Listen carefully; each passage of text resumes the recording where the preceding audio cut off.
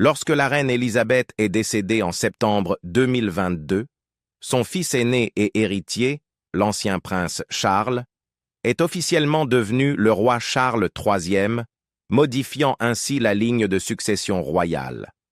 Pendant des années, il était largement admis que son fils aîné, le prince William, monterait un jour sur le trône. Mais avec le récent diagnostic de cancer du roi, les spéculations sur l'avenir de la monarchie ont atteint de nouveaux sommets.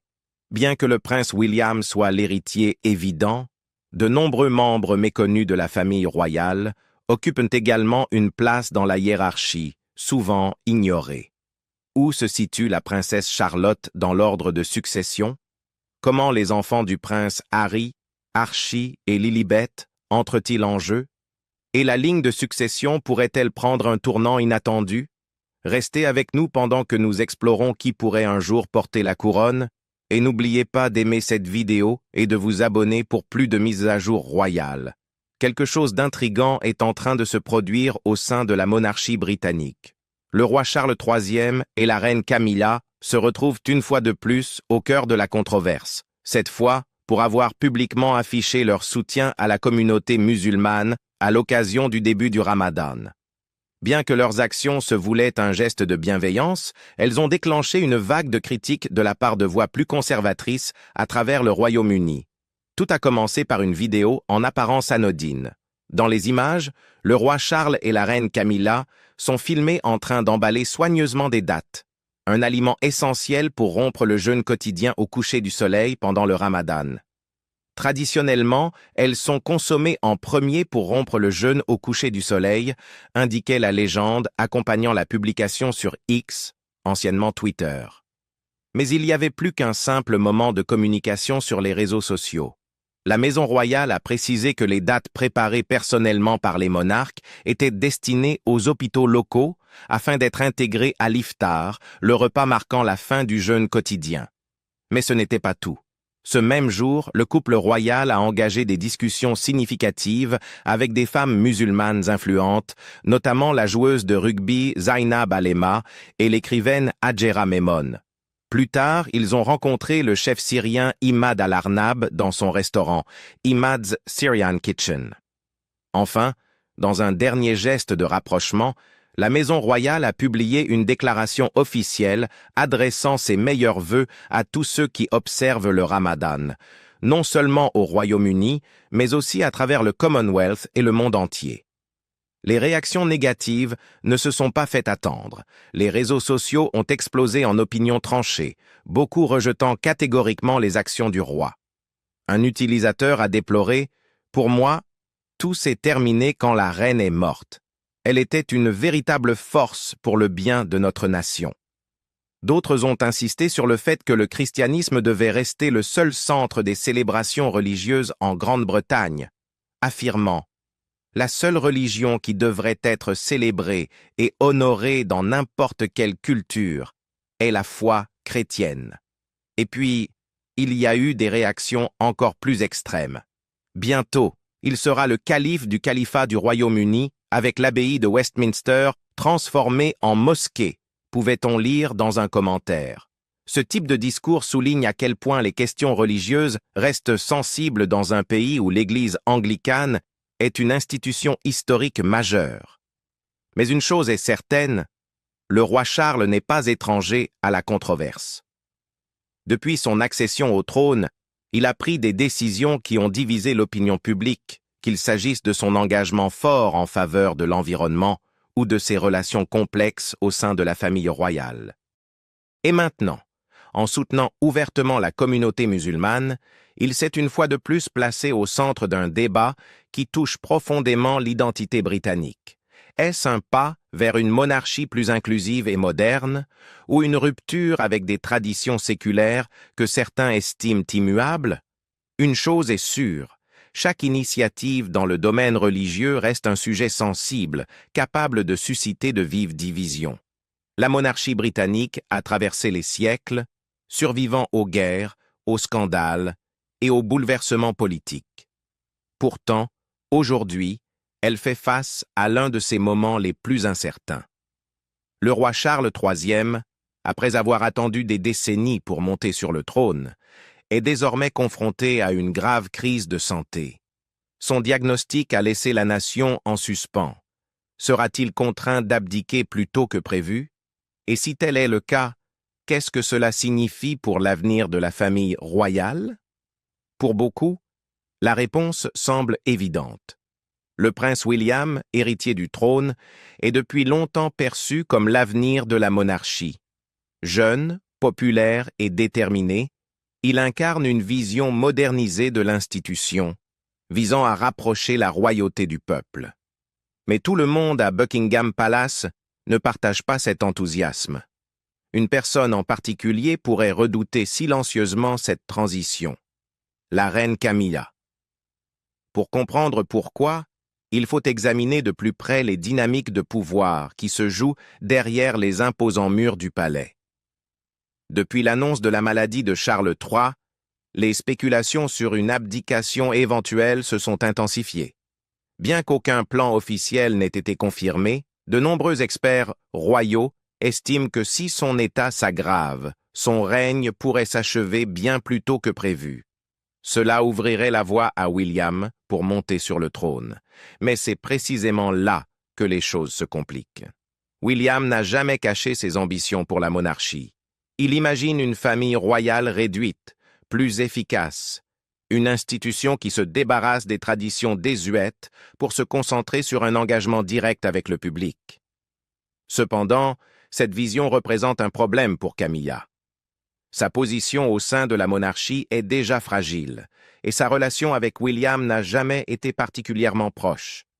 Des sources au sein du palais suggèrent qu'elle craint ce qui se passera lorsqu'il prendra le pouvoir. La reléguera-t-il dans l'ombre, réduisant son rôle à celui d'une reine oubliée? Certains pensent qu'elle a toutes les raisons d'être inquiète. Le parcours de Camilla au sein de la famille royale n'a jamais été simple. Longtemps vilipendée comme la femme qui aurait contribué à la fin du mariage de Charles et Diana, elle a fini par gagner une certaine acceptation auprès du public britannique. Mais cette acceptation a toujours eu ses limites. Elle n'était pas censée devenir reine consort. Du moins, pas selon les plans initiaux établis par feu la reine Élisabeth II. C'est Charles qui a insisté pour qu'elle reçoive ce titre, s'assurant qu'elle soit perçue comme son égale sur le trône. Désormais, alors que la santé de Charles est remise en question, la place de Camilla dans l'histoire semble à nouveau incertaine. Selon des murmures au sein de Buckingham Palace, elle aurait exhorté Charles à envisager un plan alternatif, un plan qui ne placerait pas directement William sur le trône. Sa raison? Elle le considérerait non seulement comme un réformateur, mais aussi comme une menace. Un roi qui pourrait défaire toute l'influence qu'elle a soigneusement bâtie au fil des ans. Cela place Charles dans une position impossible. D'un côté, William est l'héritier légitime, le fils de la bien-aimée princesse Diana, et le choix évident du peuple. De l'autre, son épouse, Camilla, exprime de profondes inquiétudes quant à son avenir. Mais Charles pourrait-il réellement changer le cours de la succession royale? Techniquement, la monarchie britannique suit un ordre strict d'héritage.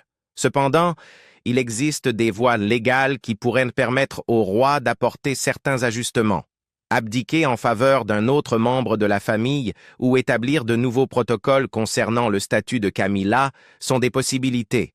Pourtant, toute tentative d'interférer avec la tradition serait perçue comme hautement controversée et pourrait ébranler la confiance du public dans la monarchie elle-même. Derrière des portes closes, les tensions montent. Selon certaines sources, Camilla craint que William n'agisse rapidement une fois devenu roi, réduisant son rôle, limitant ses apparitions publiques et lui retirant de nombreux privilèges dont elle a bénéficié. Certains initiés suggèrent même qu'elle pense qu'il pourrait tenter de l'effacer complètement du récit royal. C'est une bataille qui se joue à huis clos, à l'abri du regard du public, mais dont les enjeux pourraient façonner la monarchie pour les années à venir. Alors, que va-t-il se passer? Charles va-t-il se retirer et permettre à William de revendiquer sa place légitime sur le trône? Ou fera-t-il un geste de dernière minute pour protéger le statut de Camilla déclenchant ainsi une crise royale sans précédent? Une chose est sûre, les mois à venir seront déterminants. Alors que l'incertitude s'empare de Buckingham Palace, le peuple britannique ne peut que regarder et attendre, assistant à l'histoire qui se déroule sous ses yeux. Depuis des années, les tensions couvant au sein de la famille royale britannique, mais une nouvelle révélation menace d'ébranler ses fondations. Le prince William, futur roi, aurait tendu la main à son frère éloigné, le prince Harry, avec une nouvelle qui pourrait changer leurs relations et le destin de la couronne elle-même. Au centre de tout cela se trouve le roi Charles III. Sa santé fait l'objet de nombreuses spéculations depuis son accession au trône en 2022, après la mort de la reine Élisabeth II. Buckingham Palace a maintenu son habituelle discrétion, ne livrant que des déclarations soigneusement rédigées. Pourtant, malgré les efforts du palais, la vérité commence à émerger. Selon des rapports d'Aile nationale, les médecins auraient donné à Charles un pronostic dévastateur, indiquant qu'il ne lui resterait peut-être qu'une année à vivre. Cette nouvelle a provoqué des ondes de choc au sein de la monarchie, obligeant la famille royale à affronter une réalité inconfortable. Et pour William, cela représente une opportunité, peut-être la dernière, de réunir sa famille fracturée avant qu'il ne soit trop tard. Pendant des années, William et Harry se sont retrouvés dans des camps opposés. Leur lien autrefois indéfectible a été brisé par des événements qui se sont déroulés sous les yeux du monde entier.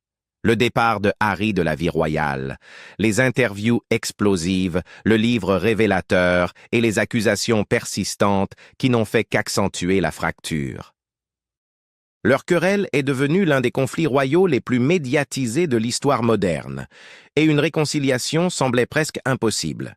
Mais à présent, alors que la vie de leur père est en jeu, William a pris une initiative inattendue. Il aurait tendu la main à Harry, non pas en tant que rival, ni en tant que futur roi, mais en tant que frère.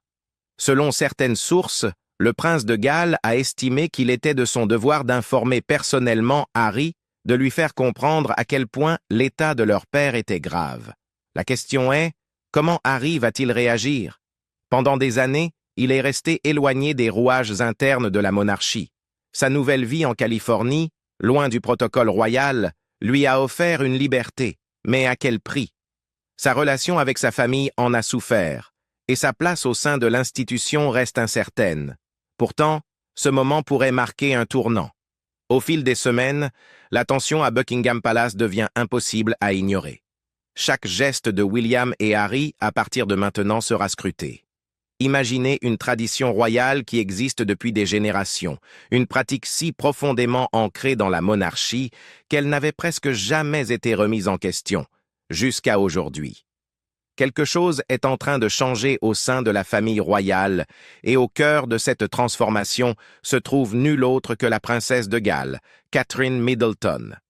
Connue pour son élégance, son dévouement envers sa famille et son inébranlable sens du devoir, Kate fait un geste audacieux, un geste qui pourrait redéfinir l'avenir de la monarchie. Mais qu'est-ce qu'elle est en train de changer exactement?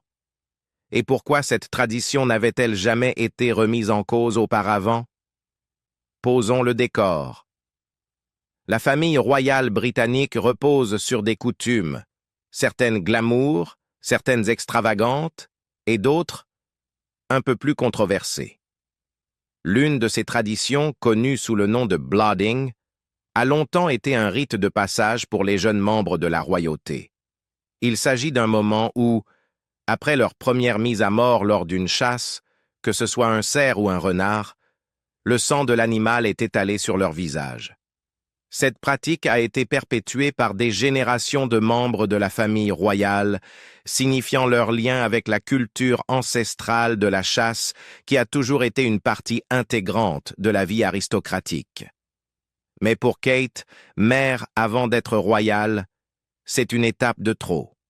Selon l'auteur royal Tom Quinn, la princesse de Galles a été claire, ses enfants, le prince George, 11 ans, la princesse Charlotte, 9 ans, et le prince Louis, 6 ans, ne participeront pas à ce rituel.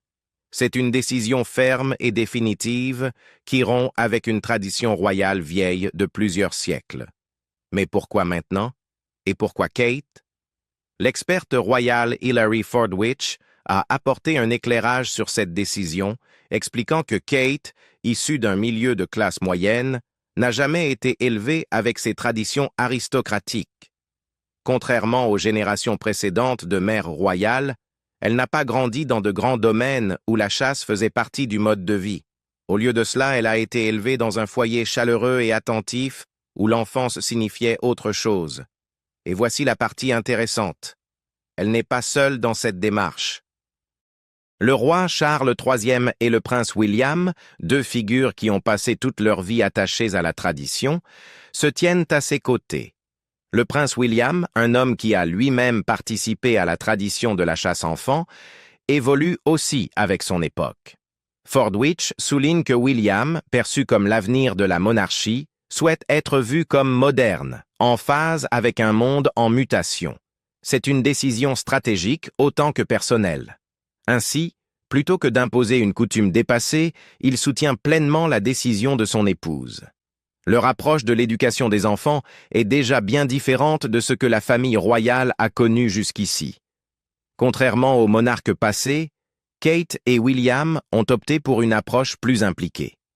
Leurs enfants sont élevés dans un environnement aussi normal que possible, du moins aussi normal que peut l'être la vie d'un futur roi et de ses frères et sœurs. Leur maison ne compte ni nounou résidente ni personnel de maison au complet, comme c'était pourtant la norme pour les enfants royaux d'autrefois.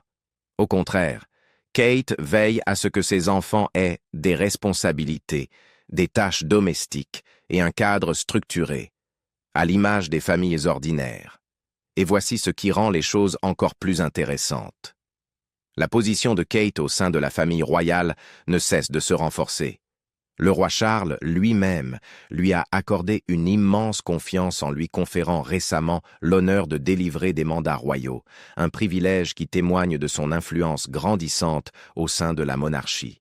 Cette décision de rompre avec la tradition ne concerne donc pas seulement l'éducation des enfants. C'est une prise de position. Kate façonne l'avenir de la famille royale britannique à sa manière. À chaque décision qu'elle prend, elle redéfinit subtilement ce que signifie être royal au XXIe siècle. Elle prouve que la tradition peut évoluer, que les anciennes coutumes peuvent être abandonnées et que la monarchie peut bel et bien avancer. Un nouveau livre choc sur la famille royale vient de paraître, et il dévoile tout ce qui se cache derrière les murs du palais. Et laissez-moi vous dire une chose, ce n'est pas le conte de fées que nous imaginions.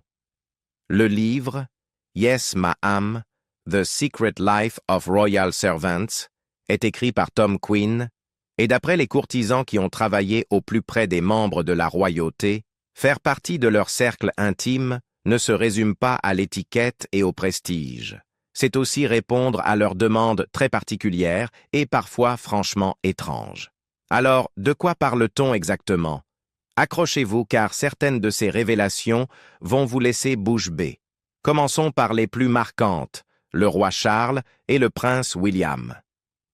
Nous les voyons généralement comme des figures posées, impeccables, l'incarnation même de la royauté. Mais selon Quinn, à huis clos, ce n'est pas tout à fait ça. Apparemment, tous deux sont sujets à des crises de colère si les choses ne sont pas faites à leur goût. Un ancien employé a même révélé que tous les deux s'irritent très vite. Ils sont très pointilleux. C'est naturel chez eux. Et quand on dit pointilleux, c'est un euphémisme. Leurs costumes doivent être repassés et disposés uniquement après une période de consultation, la veille au soir. Leurs chaussures, cirées à la perfection. Leurs cravates, méticuleusement choisies. Et leurs bains? Oh oui, ils doivent être préparés à l'heure exacte chaque jour. Mais les excentricités ne s'arrêtent pas là. Parlons maintenant d'un sujet qui aurait particulièrement posé problème à Meghan Markle, la hiérarchie royale. Un ancien membre du personnel a révélé que de nombreuses règles existent uniquement pour rappeler à chacun sa place dans l'ordre royal. Et apparemment, les membres les plus hauts placés de la famille sont très sensibles à la question du statut. Selon cet initié, si l'un reçoit un stylo en or ou une nouvelle voiture, ils veulent tous la même chose. Oui, vous avez bien entendu, la famille royale fonctionne en réalité comme une rivalité entre frères et sœurs, mais à une échelle bien plus grandiose. Mais attendez, si vous pensiez que c'était mesquin, attendez de découvrir l'histoire du prince Andrew. Son image publique est déjà loin d'être reluisante, mais saviez-vous qu'il a un jour fait transférer un employé simplement parce qu'il n'aimait pas un grain de beauté sur son visage? Et si cela ne suffisait pas, il aurait également réaffecté une autre personne uniquement parce qu'elle portait une cravate en nylon. Et puis, il y a le prince Edward, probablement l'un des membres les plus discrets de la famille royale, mais pas exempt de comportements étranges. Un ancien employé affirme qu'Edward a déjà réprimandé son chauffeur, non pas pour s'être perdu ni pour être arrivé en retard, mais pour avoir trop souvent regardé dans le rétroviseur. Franchement, n'est-ce pas justement l'utilité d'un rétroviseur? Alors après avoir entendu tout cela, on est en droit de se poser la question, s'agit-il simplement d'habitudes excentriques de personnes ayant toujours vécu dans le luxe? Ou est-ce la preuve que la famille royale est totalement déconnectée de la réalité? Sont-ils à ce point coupés des préoccupations du quotidien qu'ils ont fini par créer leur propre monde où les plus gros problèmes tournent autour de cravates et d'horaires de bain? Dites-moi ce que vous en pensez dans les commentaires. Est-ce surprenant ou bien l'avions-nous tous un peu vu venir? Et comme toujours, n'oubliez pas de liker et de vous